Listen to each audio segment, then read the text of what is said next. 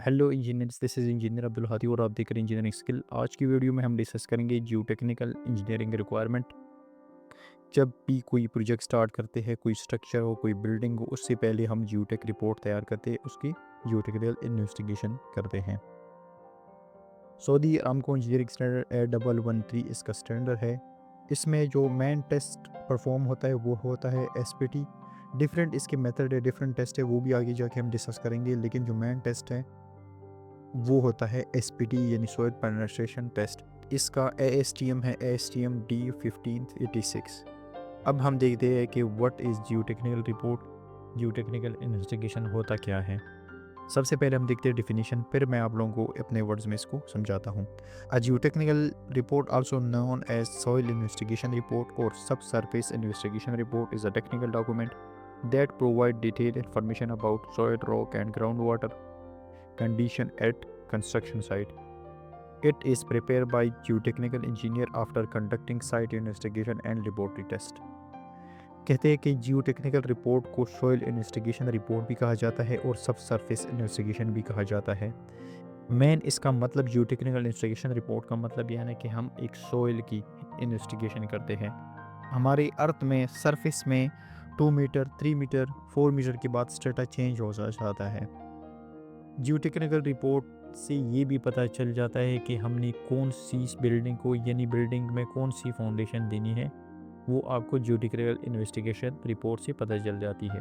अक्सर अगर आप देखते हैं कि डिफरेंट बिल्डिंग्स होती है, उसमें किसी में रॉ फाउंडेशन आ जाता है, किस में आइसोलेटेड फाउंडेशन आ जाता है, किस में पाइलिंग आ जाती है।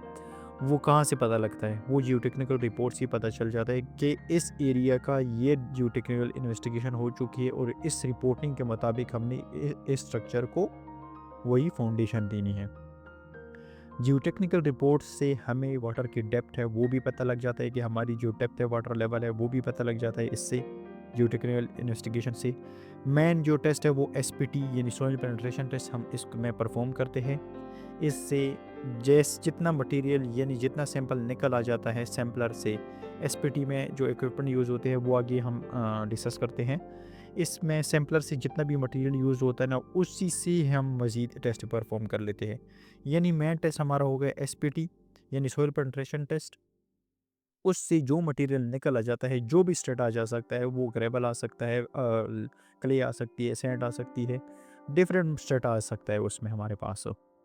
अब वो मटेरियल हम लेबोरेटरी में लेके जाते हैं, उस पे हम डिफरेंट टेस्ट परफॉर्म कर लेते हैं। अब ये प्रिपेयर कौन करता है? It is prepare by geotechnical engineering after conducting site investigation and laboratory testing. Geotechnical engineer इसको प्रिपेयर करता है, जो साइट इन्वेस्टिगेशन कर लेते हैं वो लेबोरेटरी टेस्टिंग परफॉर्म कर लेता है। अब ये हमारे पास समरी ऑफ सॉइल प्रॉपर्टीज़ है। हमने डिफरेंट टेस्ट परफॉर्म की थी SPT। अब ये आप एट अ टाइम एक जगह पे नहीं परफॉर्म करोगे। अगर एक एरिया एग्जांपल हम कर लेते हैं, एक प्लॉट ले लेते हैं 30/60, तो 30/60 में हम डिफरेंट 3 से 4 टू 5 डिफरेंट SPT मटेरियल उठाएंगे, परफॉर्म करेंगे। वही मटेरियल हम उठाएंगे और लेबोरेटरी में लेके जाएंगे, उससे हम टेस्ट परफॉर्म करेंगे। अब ये टेस्ट हमने दिए थे TP1, TP2, TP3, TP4, TP5, TP6 यानी ये डिफरेंट TPs है, यानी डिफरेंट टेस्ट हमने परफॉर्म किए। 6 टेस्ट हमने परफॉर्म किए SPT। अब ये हमारे पास प्रॉपर्टीज़ है सॉइल की। सॉइल हमारे पास किस टाइप का था, स्पेसिफिक ग्रेविटी इसकी कितनी आई थी, डेंसिटी किलोन्यूटन पर क्यूबिक मीटर कितनी हमारे पास हुई, इसमें ग्रेन साइज डिस्ट्रीब्यूशन क्या है, ग्रेवल क्या है, कितना है हमारे पास, कोड सैंड हमारे पास कितना था। अब ये जितनी भी टेस्ट परफॉर्म हुई थी, ये उसी मटेरियल से जो हमने SPT परफॉर्म करके इससे इसी मटेरियल निकाला था। इसी मतलब जो SPT हमने परफॉर्म किया है, उसी से हमने ये मटेरियल लेके लेबोरेटरी में लेके डिफरेंट टेस्ट इस पे परफॉर्म किए। अब उससे हमने क्या किया, ये देखिए स्पेसिफिक ग्रेविटी भी हमने परफॉर्म की। अब इसमें सी एनालिसिस भी हो गई। इसमें हमारे पास सॉइल की क्लासिफिकेशन हो गई कि ये किस टाइप का सॉइल है, वो सैंड है, ग्रेवल है, जो भी टाइप है वो इसमें पता लग जाती है।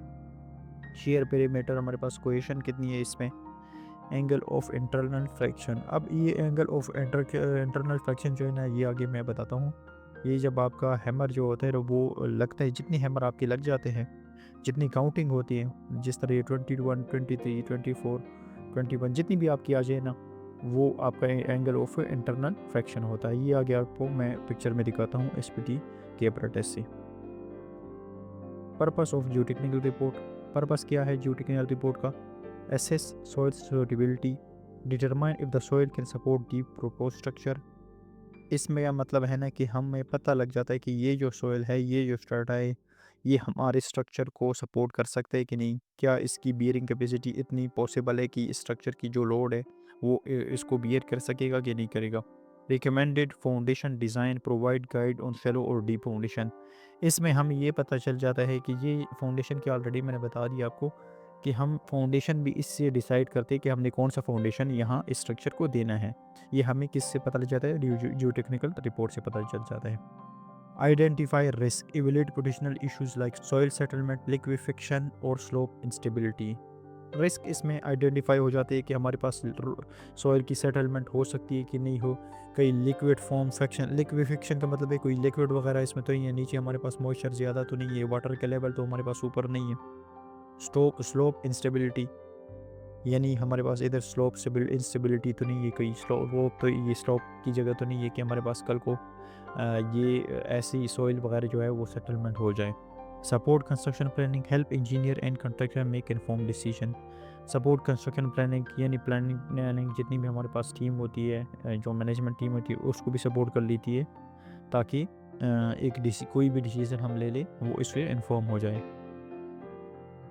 की component of Jio technical report, हमारे पास की कंपोनेंट क्या है, यानी हम इसको तैयार किस तरह करते हैं जियो टेक्निकल रिपोर्ट को। सबसे पहले project overview, description of the site location project scope and objective. इसमें ये हो जाता है ना कि जियो टेक्निकल रिपोर्ट आप किस तरह तैयार कर लेते हैं। सबसे पहले हमारे पास आ जाता है प्रोजेक्ट ओवरव्यू, उसकी description, site location, project scope and objective, site investigation method.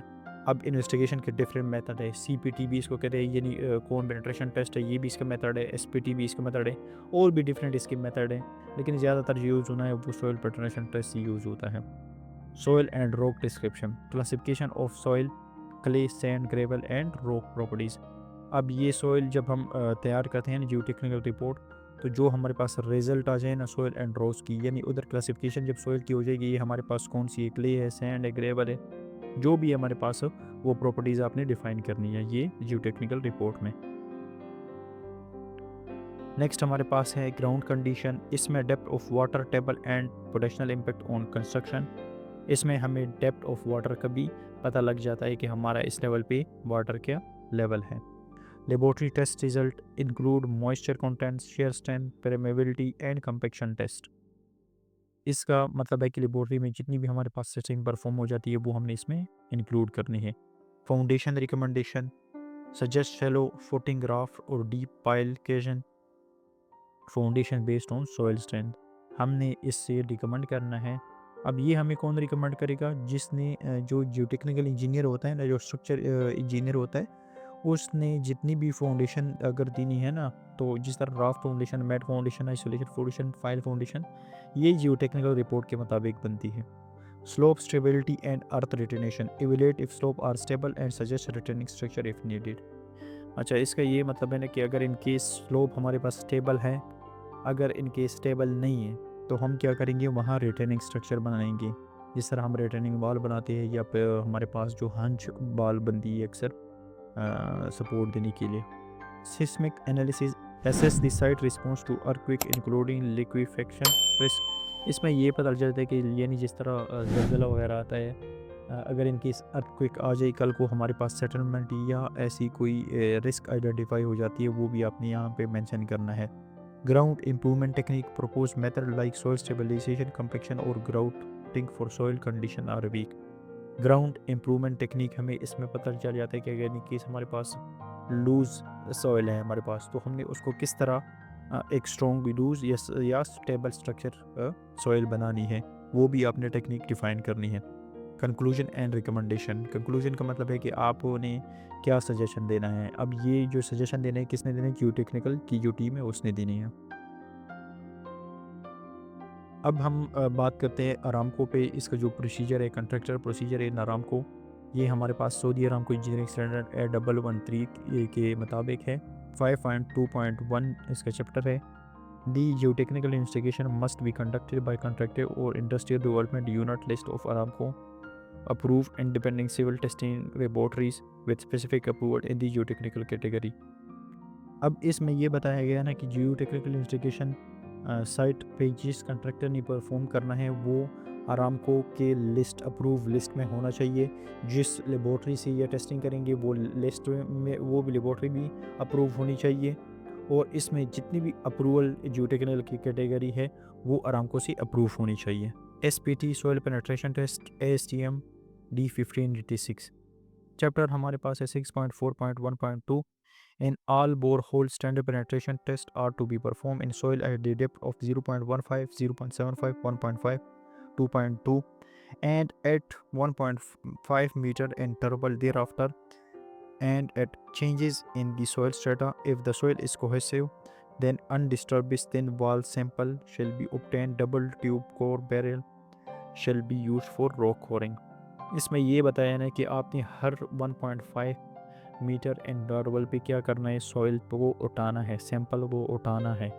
जब हम SPT परफॉर्म करते हैं ना तो वो हम परफॉर्म करते हैं तो हमारे पास सैम्पलर होता है, उसमें जितना भी हमारे पास सैंपल आता है ना इससे हम ऊपर से जो हैमर मारते हैं उसका जो वेट होता है वो 63.5 kg होता है।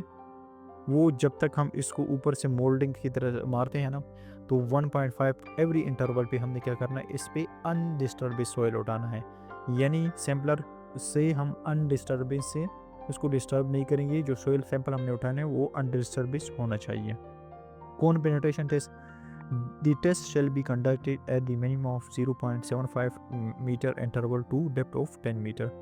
अब इसमें ये बताया नहीं कि अगर आपने परफॉर्म करना है कोन पेनिट्रेशन टेस्ट तो आपने हर 10 मीटर तक आपने 0.75 मीटर इंटरवल तक आपने क्या करना है, सैंपल अनडिस्टर्ब सैंपल उठाना है। ठीक है, यानी टोटल हमारे पास डेप्थ कितनी है, 10 मीटर डेप्थ तक, और हर 0.75 इंटरवल तक आपने सैंपल उठाना है। ये हमारे पास अपरेटस यूज़ होते हैं, टेस्ट जो मेथड होते हैं cone penetration test CPT ASTM D5778। Cone penetration test का ये अपरेटस है, गाड़ी में होती है यहाँ पे आरामको में।